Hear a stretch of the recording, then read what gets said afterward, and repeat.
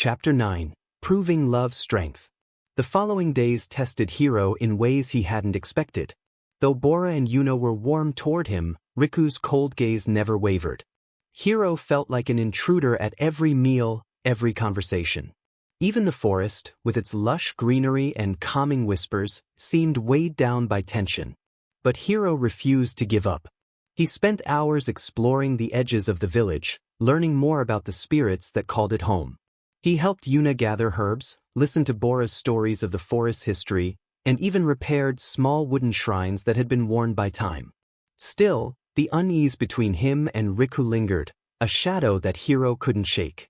One morning, as the mist rolled through the trees, Yuna ran into the clearing, her face pale with urgency. "Father," she called. "Something's wrong at the western border." Riku appeared instantly, his golden eyes sharp. "What is it?" "The trees," Yuna said, her voice trembling. "They're withering faster than before. The spirits, they're fleeing in droves. It's spreading." Riku's jaw clenched, and he turned to the gathered villagers. "Prepare to move.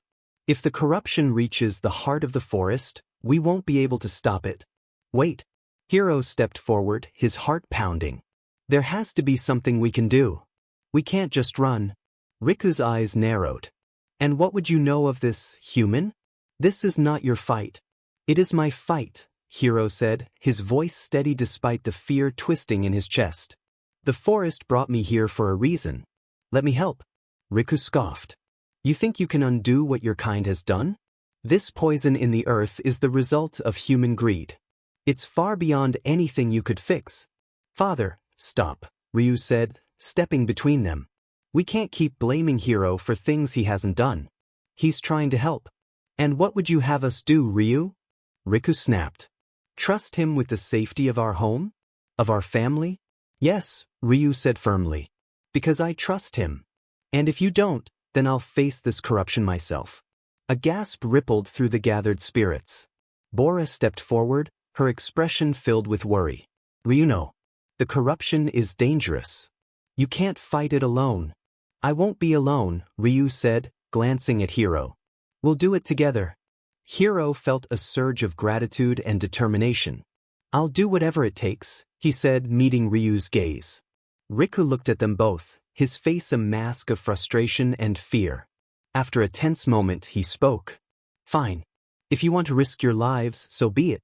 But don't expect me to save you when it all falls apart." Hiro swallowed hard but nodded. "We won't let you down." The western border of the forest was eerily silent when they arrived. The air was heavy with the stench of decay, and the trees stood like skeletons, their branches brittle and bare. "This is worse than I thought," Ryu murmured, his golden eyes scanning the desolation. "What causes this?" Hiro asked, his voice hushed. "Humans call it pollution," Ryu said, crouching to touch the blackened soil. "But here, it's more than that. It's a corruption of the forest spirit. A poison that spreads through the roots and drains the life from everything it touches." Hiro knelt beside him, placing a hand on the ground. He closed his eyes, trying to feel the energy of the forest as Ryu had taught him. For a moment, there was only silence. Then, faintly, he heard it, a soft, anguished whisper, like the cry of a wounded animal. "They're hurting," Hiro said, opening his eyes. "The spirits here, they're in pain." Ryu nodded. "We have to act quickly. If the corruption spreads further, it'll reach the heart of the forest." "What can we do?" Hiro asked. "We'll need to channel the forest's energy to push the corruption back," Ryu said. "But it's dangerous. If we take on too much, it could overwhelm us." "I don't care," Hiro said firmly. "I'll do whatever it takes." Ryu gave him a small, grateful smile. "All right, let's begin." The ritual was unlike anything Hiro had ever experienced. Ryu guided him through the steps, their hands pressed to the earth as they called on the forest's energy. A golden light began to emanate from the ground, spreading outward in shimmering waves. At first, Hiro felt only warmth and peace, as if the forest were embracing him. But as the light grew stronger, so did the resistance. The corruption pushed back, its dark energy clawing at their minds and bodies. Hiro gritted his teeth, his entire body trembling with the effort. "Ryu, I don't know if I can." You can, Ryu said, his voice steady despite the strain in his face. I'm with you. Hiro closed his eyes, focusing on Ryu's voice, his presence. Slowly, the golden light began to overpower the darkness, driving it back inch by inch.